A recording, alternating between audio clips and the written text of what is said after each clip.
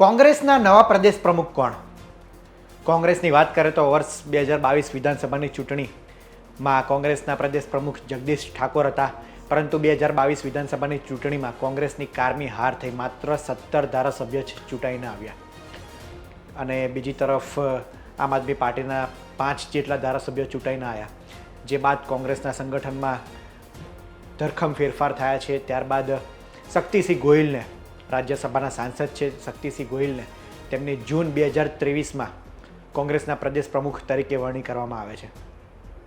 પરંતુ તે બાદની વાત કરીએ તો તે બાદ પણ પેટા ચૂંટણી યોજાઈ છે. કોંગ્રેસના ધારાસભ્યો રાજીનામું આપે છે અને ફરીથી 5 બેઠક પર વિધાનસભાની પેટા ચૂંટણી યોજાઈ છે.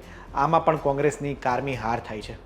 ત્યારબાદ લોકસભાની ચૂંટણી આવે છે. લોકસભાની ચૂંટણી દરમિયાન પણ માત્ર એક બેઠકમાં જ્ઞાનીબેન ઠાકોર એ જીતે છે બનાસકાંઠા બેઠકથી. તે સિવાયની તમામ બેઠક પર કોંગ્રેસની હાર થાય છે. 2 બેઠક પર કોંગ્રેસનું આમ આદમી પાર્ટી સાથે ગઠબંધન હતું. ભરૂચ અને ભાવનગર બેઠક પરથી કોંગ્રેસ સિવાયના એટલે કે આમ આદમી પાર્ટીના ઉમેદવાર લડ્યા હતા, પરંતુ એકંદરે માત્ર જ્ઞાનીબેન ઠાકોર એ પોતાના દમ પર આ ચૂંટણી જીત્યા છે. પરંતુ શક્તિસિંહ ગોહિલ જે પ્રદેશ પ્રમુખ છે તેમની કાર્યક્ષમતા પર અને તેમના કાર્યો પર સતત પ્રશ્નો ઉઠતા રહ્યા છે. ત્યારબાદ રાહુલ ગાંધી ગુજરાતમાં આવે છે અને સંગઠનમાં ફેરફારની મોટી વાતો કરે છે, પણ ખાસું કંઈ બદલાવ જોવા મળતો નથી. જિગ્નેશ મેવાણી જે કોંગ્રેસના નેતા છે તેઓ સતત એ માંગ કરતા રહ્યા છે કે જે કોંગ્રેસને નુકસાન પહોંચાડે છે, ભાજપની અંદર રહીને કામ કરે છે, તેમને હટાવો, પરંતુ ખાસો કંઈ ફરક પડતો નથી. ત્યારબાદ ફરી જ પેટા ચૂંટણી આવે છે. આમ આદમી પાર્ટી અને કોંગ્રેસ બંને અલગ અલગ લડે છે. આમ આદમી પાર્ટી પોતે વિસાવદરમાં જીતી જાય છે, પરંતુ કડીની બેઠકમાં કોંગ્રેસ હારી જાય છે. અને ત્યારબાદ વધુ સવાલ ઉઠતા શક્તિસિંહ ગોહિલ તે જ દિવસે, તેના બીજે દિવસે રાજીનામું આપી દે છે પ્રદેશ પ્રમુખ પદેથી. અને ત્યારબાદ હવે સવાલ એ ઉપસ્થિત થાય છે કે હવે નવા એ કોંગ્રેસના પ્રદેશ પ્રમુખ કોણ? પ્રદેશ પ્રમુખની રેસમાં કોણ આગળ ચાલી રહ્યા છે? જો કે સૂત્રોના જણાવ્યા અનુસાર ટૂંક સમયમાં જ કોંગ્રેસના નવા પ્રદેશ પ્રમુખની વરણી થઈ જશે. અને આ નામોના જે ચર્ચા થઈ રહ્યા છે તેની આપણે વાત કરીએ તો આ નામમાં સૌથી પહેલાં ચર્ચામાં છે અમિત ચાવડા. અમિત ચાવડા એ આંકલાવના ધારાસભ્ય છે. 2022 વિધાનસભાની ચૂંટણીમાં તેઓ આંકલાવમાંથી જીતીને આવે છે. 2022માં ભારતીય જનતા પાર્ટીનો ગુજરાતભરમાં દબદબો હતો, તે વચ્ચે પણ તેઓ આંકલાવમાં જીતી આવે છે. આ પહેલાં પણ તેઓ 2017માં અને તેની પહેલાંની ચૂંટણીમાં તેઓ એ બોરસદથી ધારાસભ્ય બન્યા હતા. સંગઠનમાં મજબૂત પકડ ધરાવે છે અને વર્ષોથી તેઓ કોંગ્રેસમાં કાર્યરત છે. આ ઉપરાંત તેમણે NSUI અને યુથ કોંગ્રેસમાં પણ સેવા આપેલી છે.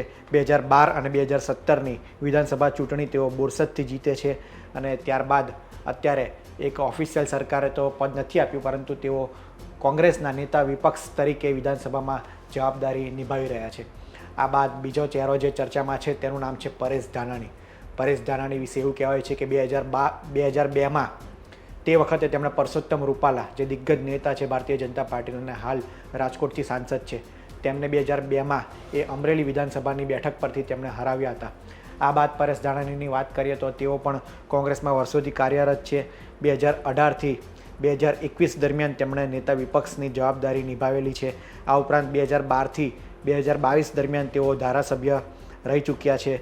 એટલે કે આ પણ એક મજબૂત ચહેરો એ ગણી શકાય. અને પાટીદાર સમાજમાંથી તેઓ આવે છે, એટલે કે કાસ્ટ ફેક્ટર પણ ક્યાંક ને ક્યાંક અસર કરે છે, કારણ કે ભારતીય જનતા પાર્ટીની જેમ કોંગ્રેસ પણ હવે કાસ્ટ ફેક્ટર એક મહત્ત્વનું પુરવાર સાબિત થયું છે. ત્યારે તેઓ પણ જો કાસ્ટ ફેક્ટર તરીકે જોવામાં આવે તો પણ પરેશ ધાનાણી એ પ્રમુખ પદની રેસમાં આગળ ચાલી રહ્યા છે.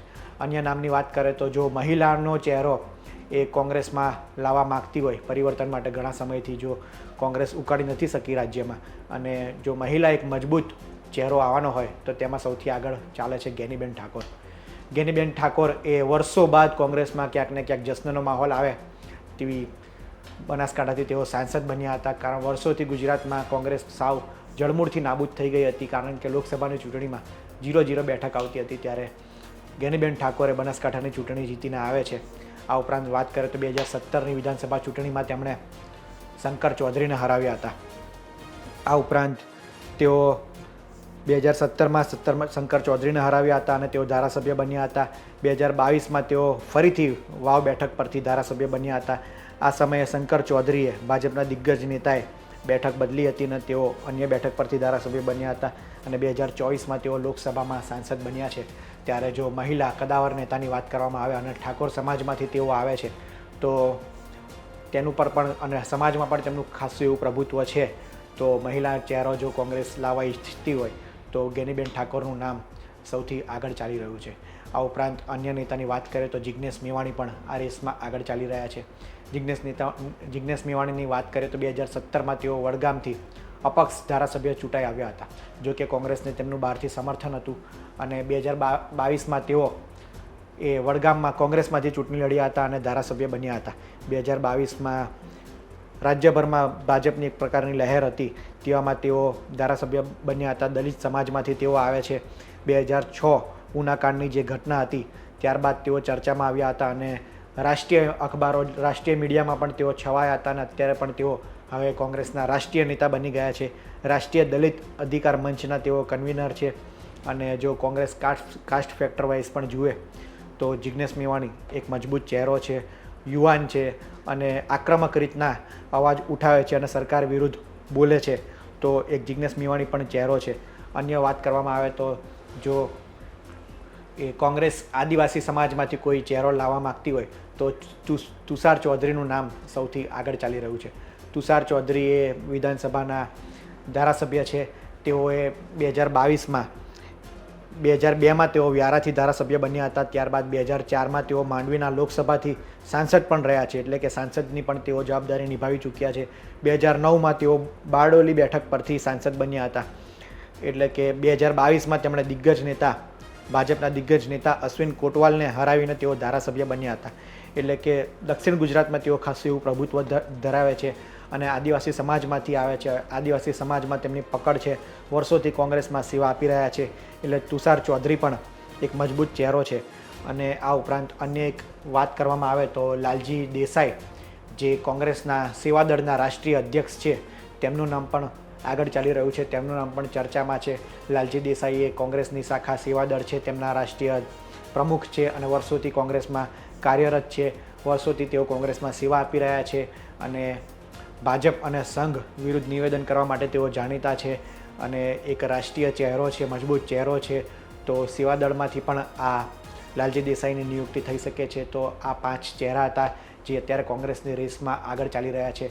અને કોંગ્રેસના સૂત્રોમાં જણાવ્યા અનુસાર આગામી મહિને, જુલાઈ મહિનો આવતીકાલથી શરૂ થવાનો છે. તો એક અઠવાડિયાની અંદર જ આ ચહેરો પ્રદેશ પ્રમુખ પદનો જાહેર થઈ જાય તેવી સંભાવના છે.